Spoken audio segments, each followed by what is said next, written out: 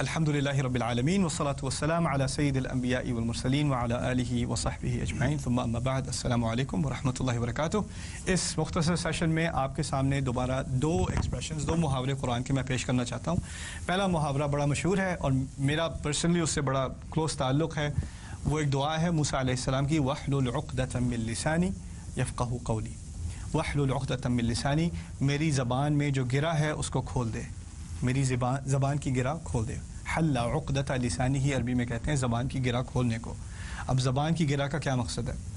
اس کا ایک لفظی ترجمہ ہے وہ بھی صحیح ہے، اور اس کا ایک محاورتاً ترجمہ ہے وہ بھی صحیح ہے۔ لفظی ترجمہ یہ ہے کہ موسیٰ علیہ السلام کی زبان میں ایک طرح سے مشکل تھی، ان کو سٹٹر تھا۔ سٹٹر کو کیا کہتے ہیں؟ لکنا واقعی لکنا، چلو نیا لفظ بھی سیکھ لیا آج میں نے۔ اچھا لکنا تھا ان کی زبان میں، تو جب جس کی زبان میں لکنا ہو وہ پھر یہ دعا کرے کہ میری زبان سے جو لکنا ہے جب مجھے تقریر کرنی پڑے تو یہ ہٹا دے۔ اوکے، انہوں نے جا کے تقریر کرنی تھی فرعون کے سامنے، اور فرعون بہت ایکسپرٹ پولیٹیشین ہے، اس نے بڑی زبردست تقریر کرنی ہے، آگے سے ان کو سٹمپ کرنے کی کوشش کرنی ہے، اور کوئی عام آدمی بھی جس کا لکنا نہ بھی ہو، جس میں کوئی سٹرر پرابلم نہ بھی ہو، وہ بھی کسی پولیٹیشین کے سامنے کھڑا ہو تو وہ بھی لڑکھڑا جائے، تو ان کو یہ دعا کرنے کی ضرورت تھی، وَاحْلُلْ عُقْدَةً مِّن لِّسَانِي۔ لیکن اس میں اصل میں ایک تصویر ہے، ایک عربی کی بڑی مشہور کتاب ہے سید قطب کی لکھی ہوئی التصویر الفنی فی القرآن الکریم۔ قرآن میں کئی دفعہ کچھ محاورے ایسے ہیں جو ایک تصویر کی شکل میں ہیں، یعنی آپ کو کسی چیز کا تصور کرنا پڑتا ہے تاکہ آپ کو صحیح اندازہ ہو بات کیا کہی جا رہی ہے۔ اس میں محاورہ یہ ہے کہ گرہ جو ہوتی ہے نا، جیسے آپ کے سامنے کوئی تسمہ ہے یا کوئی رسی ہے، اس کی گرہ ہے اور بہت ساری گرہیں ایک کے اوپر دوسری بنی ہوئی ہیں۔ اب جب اس طرح کی کوئی گرہ ہو، یا تاروں کی ہوتی ہے آپ کے گھروں میں جو تاریں جس میں زیادہ ہونا، خاص کر آپ کے جو ہسبینڈ کی تاریں وغیرہ ہوتی ہیں، الیکٹرانکس وغیرہ، اس کی دراز کھولو تو پتہ نہیں چلتا کون سی تار کہاں جا رہی ہے، کس مقصد سے ہے۔ اب ان تاروں کو، اس کنفیوژن کو اگر آپ نے ہٹانا ہو تو آپ کو گرہ کھولنی پڑتی ہے نا۔ آپ گرہ کھولیں تو پتہ چلے یہ تار یہاں شروع ہوئی، یہاں ختم ہوئی، اتنی لمبی ہے، اور یہ دو تاریں تھیں، میں سمجھا تھا ایک ہے، یہ تو دو ہیں، یہ تو الگ الگ ہیں، لیکن یہ آپس میں ملی ہوئی تھی اس لیے کچھ پتہ نہیں چل رہا تھا۔ تو گرہ کھولنے کا مقصد ہے کلیئرٹی، کو بات کلیئر ہو جائے سامنے، کنفیوژن دور ہو جائے، اس کا تعلق ہے گرہ کھولنے سے۔ اب مزے کی بات یہ ہے کہ جب انسان نروس ہوتا ہے، آپ نے کوئی پبلک میں اسپیچ کرنی ہے، کوئی تقریر کرنی ہے، میرا اس بارے میں تھوڑا بہت تجربہ ہے۔ جب مجھے پہلی دفعہ تقریر کرنے کو کہا گیا تھا، میرا کوئی بیک گراؤنڈ نہیں تھا، نہ میری کوئی انٹرسٹ تھی پبلک اسپیکنگ میں، اور مجھے ڈاکٹر عبدالسمیع نے کہا بھائی تمہارا خطبہ ہے کل۔ میں نے کہا اچھا، بڑے مزے کی بات ہے، خطبہ ہے کل، آئینے کے سامنے خطبہ ہے؟ نہیں، میں نے ایکچولی مجھ سے کہا تھا خطبہ دوں یونائٹڈ نیشنز میں، نیو یارک میں 43rd اسٹریٹ پہ، انہوں نے کہا تھا ان کا اپنا خطبہ تھا، لیکن میں نے کہا میں اپنا ایک اسٹوڈنٹ بھیج رہا ہوں، میں تمہیں بھیج رہا ہوں۔ اب میری شکل سے پورا رنگ اتر گیا، ڈاکٹر صاحب میں نے کبھی خطبہ نہیں دیا، میں دوں کیا خطبہ؟ کہتے ہیں فکر نہ کرو، بس یہ دعا پڑھ لینا، معاملہ حل ہو جائے گا۔ وَاحْلُلْ عُقْدَةً مِّن لِّسَانِي۔ میں اپنے سامنے 6-7 پیج کے نوٹ لے کے گیا کہ یہ تقریر کروں گا، خطبے کے سامنے میں کھڑا ہوا، لوگوں کے سامنے، لوگوں کی شکل دیکھ کے کاغذ ایسے ایسے ہل رہا تھا میرے ہاتھ میں، اور پھر کچھ پڑھا بھی نہیں جا رہا، کیونکہ کاغذ اتنا ہل رہا ہے، جب ہل رہا ہو تو کاغذ ہل رہا ہو تو پڑھا نہیں جاتا۔ تو اب مجھے نہیں پتا، مجھے نہیں یاد میں نے کیا کہا اس دوران، مجھے بس اتنا پتا ہے کہ جب نماز ختم ہوئی تو لوگ آ کے مجھے تعزیت کے لیے، کوئی بات نہیں نیکسٹ ٹائم انشاءاللہ، رائٹ۔ لیکن بات یہ ہے کہ اگر آپ کے ذہن میں بات کلیئر ہے، آپ کے ذہن میں نے یہ 5 باتیں کرنی ہیں، ABCDE، میں نے یہ باتیں کرنی ہیں، جب آپ نروس ہو جائیں تو کیا ہوتا ہے؟ وہ سب مکس اپ ہو جاتا ہے۔ جو بات A سے شروع کرنی تھی آپ نے Z سے شروع کر دی، D سے شروع کر دی، پھر یاد نہیں رہا A کیا تھا، پھر ادھر سے ادھر۔ اور پھر کچھ لوگوں کا یہ ہوتا ہے کہ وہ ان میں کانفیڈنس تو ہے، نروس نہیں ہوتے، لیکن ایک دفعہ مائک پکڑ لینا تو وہ یہاں کی بات، پھر وہاں کی بات، پھر وہاں کی بات، کو بات میں نہ سر نہ پیر، لوگ گھنٹے کی بات سن کے اگر لوگوں سے پوچھو کیا بات کی تھی، یار پتہ نہیں، بات تو پتہ نہیں کیا کی تھی، باتیں بہت ساری کی تھیں لیکن پتہ نہیں کی کیا تھیں، یہ نہیں اندازہ، یہ بھی ہوتا ہے نا۔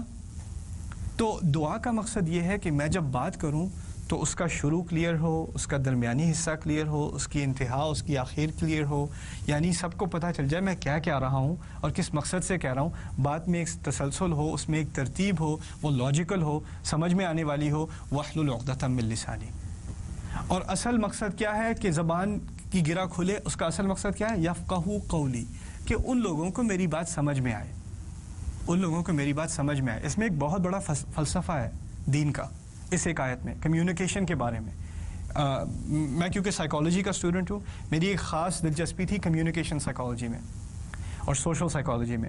کمیونیکیشن سائیکالوجی میں ہم پڑھتے ہیں لائک ٹیچنگ سائیکالوجی کہ کچھ پروفیسر ہوتے ہیں جن کا علم تو بہت ہے, پی ایچ ڈی ہے, ریسرچ ہے, بہت وقت انہوں نے لائبریریز میں گزارا ہے, لیبارٹریز میں گزارا ہے, علم کی کوئی کمی نہیں ہے. کمی ہے تو کمیونیکیشن کی ہے. وہ بیچارہ اپنی پی ایچ ڈیز کے ساتھ جب آ کے 20 منٹ کا بھی لیکچر دیتا ہے اپنے اسٹوڈنٹس کو, تو پہلے 5 منٹ میں باقی سب کومے میں ہوتے ہیں, سب پڑے ہوتے ہیں ایسے ہی, کسی کو کچھ سمجھ نہیں آ رہی کیا بات کر رہا ہے, کیونکہ اس کو یہ احساس نہیں ہے کہ اس کے پاس تو یہ علم ہے, لیکن اس کو یہ علم ایسی زبان میں پریزنٹ کرنا ہے کہ جو سننے والا ہے اس کو سمجھ میں آئے, اس کی سمجھ میں آئے.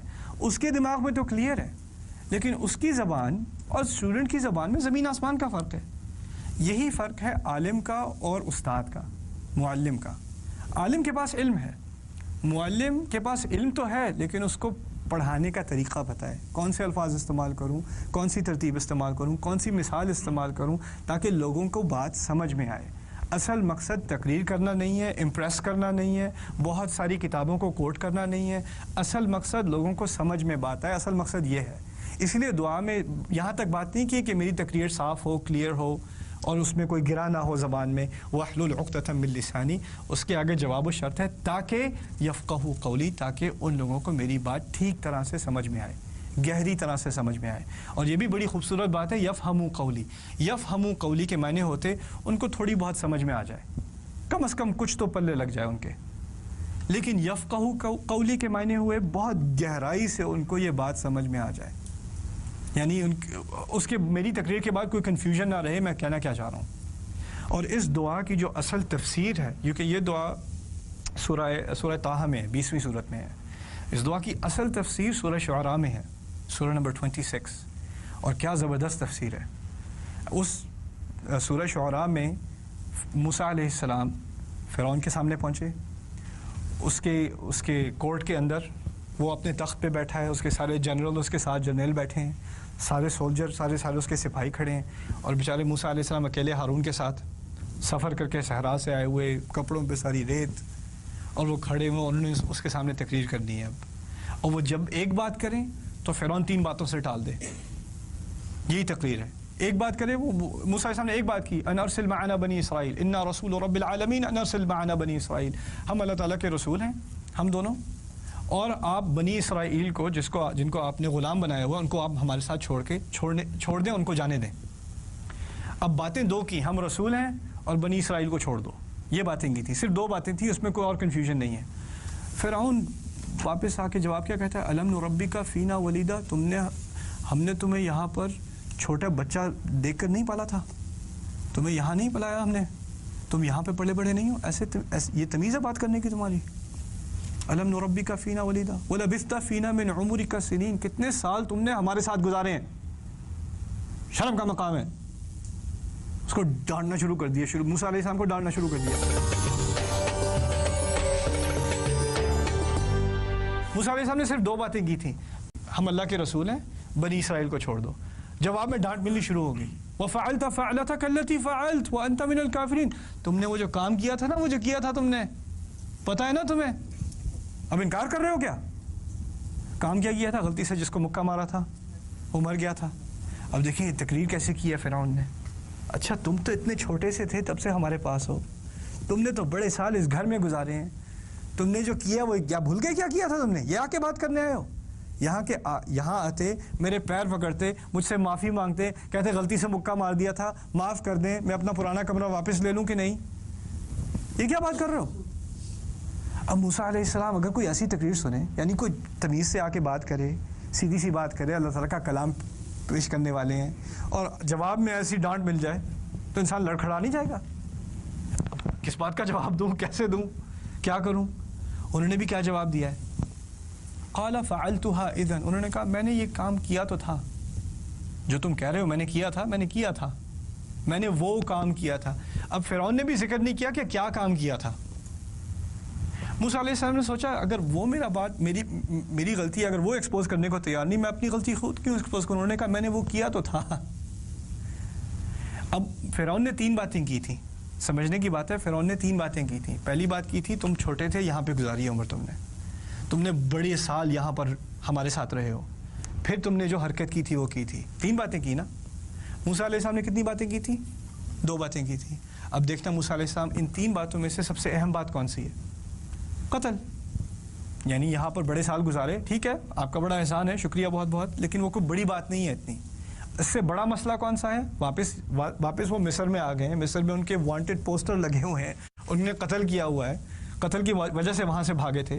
ان الملأ یأتمرون بک لیقتلوک, یہاں تک کہ پولیس والے چیفز جو ان کے جنرل ہیں وہ آپ کی ڈھونڈ میں ہیں تاکہ آپ کو پکڑیں اور آپ کو وہیں قتل کر دیں. اریسٹ کا بھی معاملہ نہیں تھا, آپ کو ڈھونڈتے کے ساتھ ہی قتل کر دیں. اب وہ واپس آ گئے ہیں تو انہوں نے کہا پہلے بڑے مسئلے کو حل کرنا چاہیے. فعلتها اذا وانا من الضالین, میں نے ہاں ٹھیک ہے اس وقت یہ کام تو کیا تھا, لیکن اس وقت میں کچھ کنفیوز تھا, میرے پاس صحیح معلومات نہیں تھی, میں کنفیوز تھا. ضالین. ففررت منکم لما خفتکم, اسی وجہ سے میں تم لوگوں سے بھاگ گیا تھا جب میں تم سے ڈرا کرتا تھا. کیا رہے ہیں؟ اب نہیں ڈرتا. پھر کہتے ہیں فوہب ربی حکما وجعلنی من المرسلین. امیزنگ. پھر کہتے ہیں جب میں بھاگ گیا تھا پھر اللہ تعالیٰ نے مجھے حکم دیا اور مجھے حکمت دی اور مجھے رسولوں میں سے بنا دیا. موسیٰ علیہ السلام کی پہلی بات کیا تھی؟ کہ میں رسول ہوں. اب کہا ٹھیک ہے میں نے وہ حرکت کی تھی اسی لیے میں بھاگا تھا, لیکن پھر مجھے رسول بنا دیا گیا. وہی بات دوبارہ لے آئے. پھر کہتے ہیں وَتِلْكَ نِعْمَةٌ تَمُنُّهَا عَلَيَّ أَنْ عَبَّدْتَ بَنِي اسرائیل. اچھا وہ جو آپ نے مجھ پہ بڑا احسان کیا تھا, کون سا احسان؟ آپ کے گھر میں پلا بڑا ہوں, آپ نے مجھے اپنے گھر میں جگہ دی ہے. کہتے ہیں وَتِلْكَ نِعْمَةٌ تَمُنُّهَا عَلَيَّ, آپ نے جو بڑا احسان مجھ پر کیا تھا, أَنْ عَبَّدْتَ بَنِي اسرائیل. اچھا اس احسان کا مطلب یہ ہے کہ آپ تمام بنی اسرائیل کو غلام بنا دیں. اب دیکھا وہ فرعون کی ڈانٹ میں 3 باتیں تھیں, ان تینوں باتوں کو لے کے واپس گھما کے وہی جو پہلے 2 باتیں کی تھیں, پہلی 2 باتیں کیا تھیں؟ میں رسول ہوں, بنی اسرائیل کو چھوڑ دو. وہی باتیں دوبارہ لے آئے. اسے کہتے ہیں زبان کی گرہ کھولنا. یعنی کوئی آپ کو اپنے مقصد سے اپنے ایجنڈا سے ڈسٹریکٹ نہ کر سکے. آپ کلیئر ہیں آپ نے کیا بات کرنی ہے. آپ کے سامنے کوئی ایسی بات لائے جو آپ کو کمپلیٹلی مکمل طور پہ سبجیکٹ چینج کر دے. فرعون نے پوری طرح سبجیکٹ چینج کر دیا تھا, لیکن آپ اس سے ڈسٹریکٹ نہ ہو, اس کی بات لے کے پھر واپس اپنی بات پر لے آئیں. اسے کہتے ہیں کلیئرٹی. واحلل عقدۃ من لسانی. یعنی اس آیت کی تفصیل آگے کی آیات میں ہے, سورۃ شعراء کی آیات میں, 26ویں سورت کی آیت میں. نجیب how much time do I have left? I got 5? Okay. We can do one more quick one inshallah. اچھا یہ آخری ایکسپریشن انشاءاللہ جو آپ کے سامنے میں رکھنا چاہ رہا ہوں, آخری محاورہ, اس کا تعلق سورہ بقرہ سے ہے. وَأْتُوا الْبُيُوتَ مِنْ أَبْوَابِهَا. اس کا تھوڑا سا بیک گراؤنڈ سمجھ لیں. صحابہ جب مسلمان مدینے میں موو ہوئے تو مدینے میں اور مکے میں بھی جو مسلمان تھے وہ نئے مسلمان ہیں اور پورے شریعت کے احکام ابھی نازل نہیں ہوئے. ان کے اپنے کلچر کی بھی کچھ پریکٹسز ہیں جو پہلے سے ہیں, اور جب تک دین آ کے ان کو کہے کہ یہ غلط ہے, یہ نہیں کر سکتے, تو وہ پرانی جو عادتیں ہیں وہ رہیں گی جب تک ان کے خلاف کوئی بات نہ آ جائے. جیسے مثال کے طور پہ شراب کے بارے میں جب تک آیات نہ آئیں تب تک کوئی مسئلہ نہیں تھا, ٹھیک ہے نا.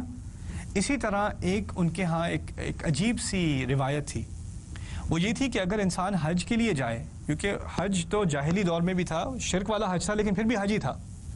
اگر انسان حج کے لیے گھر سے نکلے اور پھر یاد آئے کہ اوہو پیسے تو گھر میں رہ گئے, یا وہ تلوار تو گھر میں رہ گئی, یا بٹوا گھر میں رہ گیا, تو اب گھر میں جانا جو ہے یہ لعنت کا سبب بنے گا, کیونکہ آپ حج کے لیے نکل چکے ہیں. تو دروازے سے گھر مت جاؤ, اب کھڑکی سے گھس کے جاؤ, یا پیچھے سے کہیں سے گھس کے جاؤ, یا چھت پہ سے اترو, دروازے سے مت جانا ورنہ لعنت ہوگی.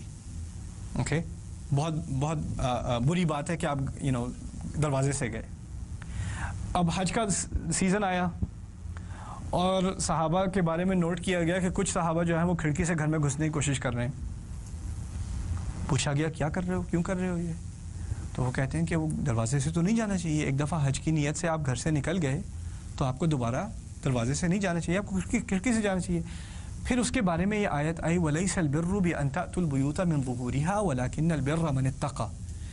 اس میں کوئی اچھائی نہیں ہے کہ تم اپنے گھروں میں پیچھے سے گھسا کرو, اچھائی اس میں ہے کہ تمہارے پاس تقوی ہو. پھر وَأْتُوا الْبُيُوتَ مِنْ أَبْوَابِهَا, گھروں میں آیا کرو دروازوں سے, گھروں میں آیا کرو دروازوں سے. مزے کی بات یہ ہے کہ گھروں میں آیا کرو دروازوں سے ہی اصل میں محاورہ ہے عربی کا, یہ پہلے بھی استعمال ہوتا تھا. شاعر کہتا تھا اتیت معیشتی من بابھا, میں نے اپنی تمام زندگی دروازے سے میں آیا ہوں, میں اپنی تمام زندگی میں ہر معاملے میں دروازے سے آیا ہوں. کیا مقصد ہے کہنے کا؟ کہنے کا مقصد یہ ہے کہ آپ نے کوئی بھی کام کرنا ہو تو اس کا ایک لیگل ذریعہ ہوتا ہے, ایک پراپر صحیح طریقہ ہوتا ہے, اور ایک ٹیڑھا کرپٹ طریقہ ہوتا ہے. ٹھیک ہے, آپ اپنا کام کروا سکتے ہیں, صحیح چینل سے کروا سکتے ہیں, یا رشوت دے کے کروا سکتے ہیں, یا اپنے ٹیکسز فائل کر سکتے ہیں تو آپ تمام رپورٹنگ ٹھیک سے بھی کر سکتے ہیں, یا مسلمانوں والا کام بھی کر سکتے ہیں. آپ کے پاس آپشنز ہیں. اگر آپ ہمیشہ صحیح راستہ استعمال کریں تو اسے کہا جاتا ہے کہ یہ انسان ہر چیز, ہر معاملے میں دروازے سے آتا ہے. یہ محاورہ استعمال کر کے اللہ تعالیٰ نے ایک تو تاریخی مسئلہ حل کر دیا. تاریخی مسئلہ کیا تھا کہ صحابہ کھڑکی سے یا پیچھے سے گھر آ رہے تھے. دوسرا ایک مسئلہ, اب وہ مسئلہ دوبارہ رہا کہ نہیں رہا؟ اب کیا پاکستان میں, انڈیا میں, بنگلہ دیش میں, ملیشیا میں کوئی حج کے لیے نکلتا ہے تو کیا کھڑکی سے واپس جاتا ہے اپارٹمنٹ؟ نہیں. اب جس بیچارے کا 10ویں فلور پہ اپارٹمنٹ ہے وہ تو انا للہ و انا الیہ راجعون. خیر الحمدللہ وہ مسئلہ نہیں رہا. لیکن اب مسئلہ دوسرا کیا ہے؟ اب تم جو بھی کرو دین کے نام پہ, جو بھی کرو وہ سیدھے طریقے سے کرو. اپنی طرف سے کچھ بنانے کی ضرورت نہیں ہے. اپنی طرف سے تمہیں کوئی نئے تعویذ بنانے کی ضرورت نہیں ہے. اپنی طرف سے تمہیں کوئی نئی عبادتیں گھڑنے کی ضرورت نہیں ہے. اپنی طرف سے تمہیں کوئی نئی اذکار بنانے کی ضرورت نہیں ہے. جو کچھ دینا تھا وہ صحیح دروازے سے اب تمہیں دیا جا رہا ہے. یہ طریقہ تمہارے لیے ٹھیک ہے, باقی سب چھوڑ دو, اس کی اور کسی اور کی چیز کی ضرورت نہیں ہے تمہیں. وَأْتُوا الْبُيُوتَ مِنْ أَبْوَابِهَا. تو اس محاورے کو استعمال کر کے اللہ تعالیٰ نے ایک تاریخی مسئلہ حل کیا, اور ایک ایسا مسئلہ حل کیا جو اب تک چل رہا ہے. اب تک لوگوں کو ایسے حل چاہیے جو دین میں نہیں ہے, لیکن ہم نے اپنی طرف سے حل بنانے ہیں, اپنی طرف سے کوئی نہ کوئی چیز گھڑنی ہے. کوئی ضرورت نہیں ہے. آنا ہے تو دروازے سے آؤ. یہ کھڑکی سے اور پیچھے سے اور چھت سے آنے کی کیا ضرورت ہے؟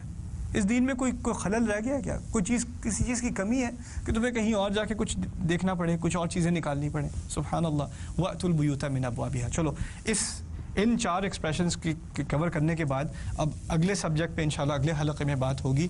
وہ ہے قرآن کے لفظوں کا استعمال, کہ قرآن میں جیسے ہر لفظ اپنی جگہ پرفیکٹ ہے, اس کو تھوڑا ایکسپلور کریں گے انشاءاللہ تعالی. اس کی کچھ مثالیں دیکھیں گے. بارک اللہ لی ولکم, والسلام علیکم ورحمۃ اللہ وبرکاتہ.